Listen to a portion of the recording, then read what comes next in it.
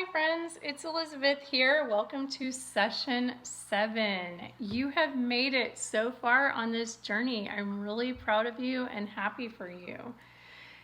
What is going well for you this week? What are you thankful for right now?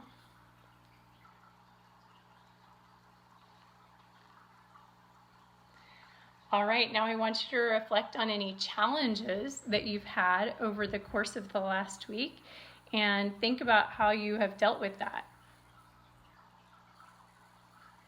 Did you use your fun menu at some point to help yourself deal?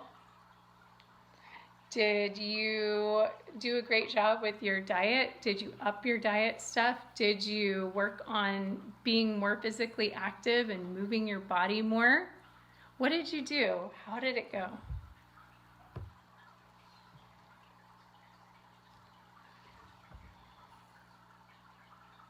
Now this week, I want to think about something that I often refer to as the blood sugar roller coaster energy. It's all about that energy. So how do we keep our energy more even keel through the course of the day?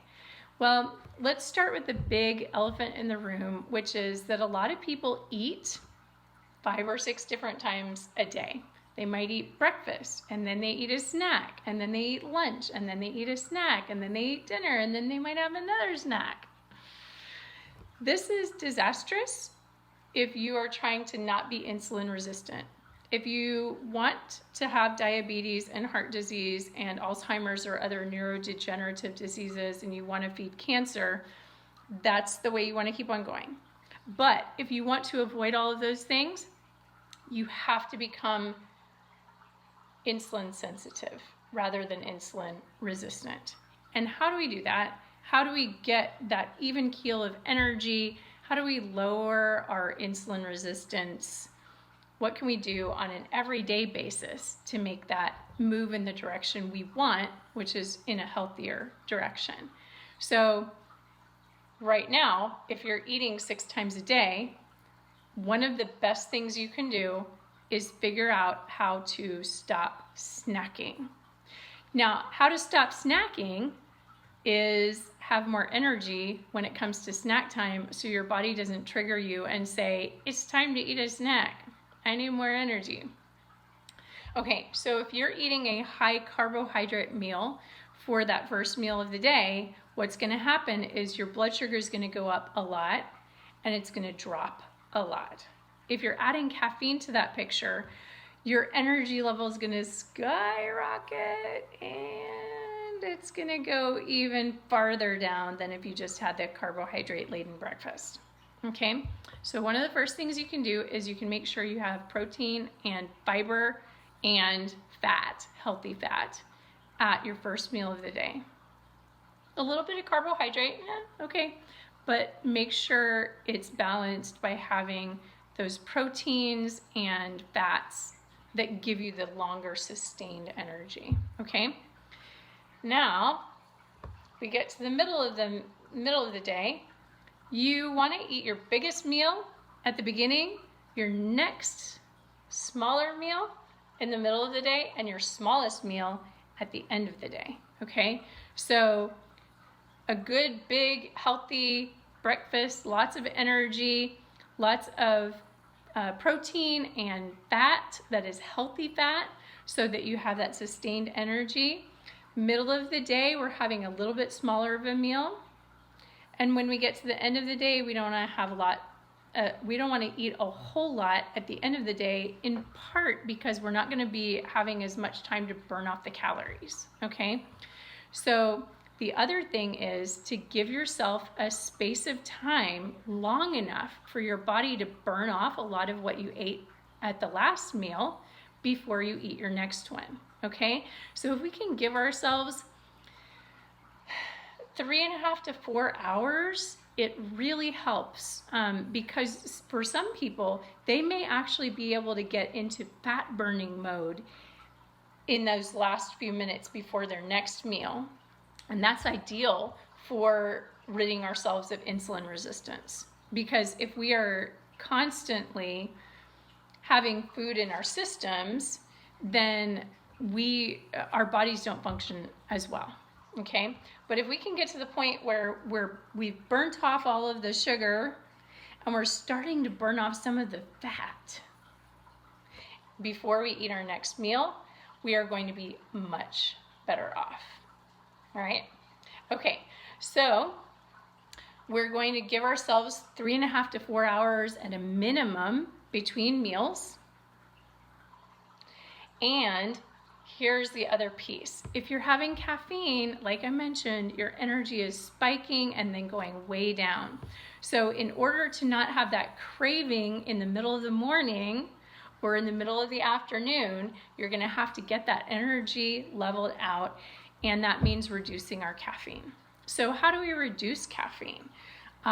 If that's a goal for you, it may or may not be a goal for you. I know some people do great having caffeine. They're able to not snack in the middle of the morning. If that's you, and if the caffeine is working for you, maybe it's not a problem. But if the caffeine is a problem for you, if you've been told by your doctor that you're caffeine sensitive, one of the things, what I'm going to tell you can be helpful for you. Okay, so if you're drinking coffee, start by taking out 1/3 of the coffee. Drink it just like that, or dilute it with water, whatever you need to do. Okay, do that for a few days. Then cut it down so you're at half of your original amount of coffee. Dilute it if you want to, or just drink it exactly like that. Do that for a few days. Next, black tea. Black tea has roughly half the caffeine, roughly.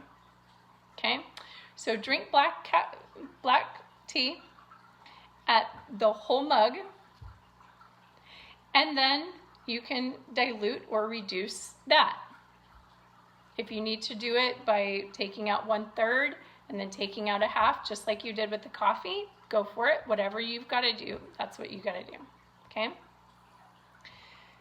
Once you've done that for long enough that you feel like your body is used to it, a few days probably, you can step down to green tea. We've all heard about the powers of green tea being good for weight loss and all the antioxidants that it has in it, right? Green tea also has less caffeine than black tea. It can be a half or 1/3 of what's in black tea. Sometimes if you prepare it in a certain way, you can have a little bit more than that, but generally, if you follow the instructions for preparation, you're going to get about half the amount of caffeine or so. Okay, so green tea.